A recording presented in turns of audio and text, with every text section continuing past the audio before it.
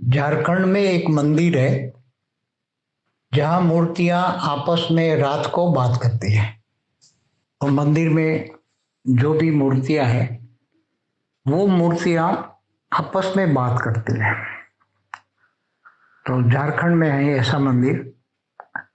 तो ये मूर्तियां आपस में कैसे बात करेगी वो बात समझाता हूँ। और वो आवाज, बात करने वाला आवाज, साइंस वालों ने वहां साधन रखे तो उसका आवाज भी रिकॉर्ड हुआ अपनी मतलब झारखंड वाली भाषा में। वो मूर्तियां जो देवी देवता वाली होगी, आत्माएं, जिन जिन की मूर्तियां हैं वो उनके जो आकारी रूप होते हैं, जो भी देवी देवताओं की मूर्तियां होती है उनके आकारी रूप होते हैं।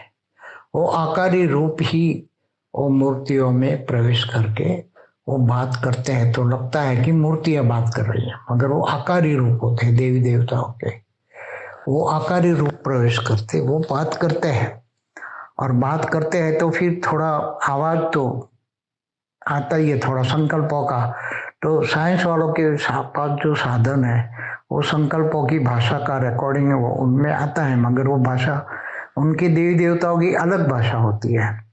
सभी की 33 कोटि देवी देवता जहाँ है उनकी भाषा सबकी अलग अलग होती है, एक भाषा नहीं होती। कि झारखंड वाले भी देवी देवता वाले होंगे तो झारखंड वाली भाषा होगी ऐसा जरूरी नहीं है।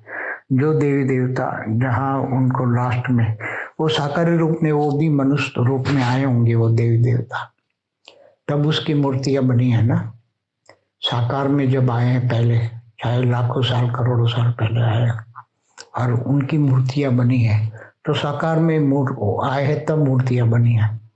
चाहे उसके ग्राम देवता हो, चाहे शहर के देवता हो, चाहे अलग अलग जो संस्कृति हुई इनको आधार से वो देवी देवता बनते हैं। तो ये सभी उनके हिसाब से उनकी भाषा भी होती है, अलग अलग बहुत होती है। 33 कोटि देवी देवताओं की जो साकार में मनुष्य रूप में आते हैं देवी देवता, फिर वो अपनी भाषा लास्ट में अडेप्ट करते हैं तो वो भी भूल जाते हैं। फिर ओरिजिनल वो ऊपर के लोक में भी जाते हैं तो वो वहाँ की भाषा होती है। जैसे ऊपर के लोक में, बुरु लोक में गांधर किन्नर यक्ष रहते हैं तो वो भी अलग अलग भाषाओं लेके धरती पर मनुष्य अवतार में आती है तो उनकी भाषा अलग अलग होती है। मगर धरती की भाषा और उनकी भाषा में फर्क होता है, इसलिए मिक्स वाली भाषा एडॉप्ट करते हैं तो वो भाषाएं मिक्स हो जाती है। तो वो साइंस के साधन में रिकॉर्डिंग हुआ मगर वो भाषा समझ नहीं पाए। तो रिकॉर्डिंग कैसे हुआ, साइंस के साधन में रिकॉर्डिंग कैसे हुआ? तो वो मूर्तियां सूक्ष्म रूप में जो बात करती है तो हल्की से आवाज निकलती है संकल्पों में। संकल्पों में आवाज जो निकलती है वो रिकॉर्डिंग हो जाती है। इसलिए वो कोई बड़ी बात नहीं है। ऐसे अलग अलग मंदिरों में भी बहुत अनोखा होता है कि हर कोई मंदिरों में अलग अलग साक्षात्कार अलग अलग होता ही है।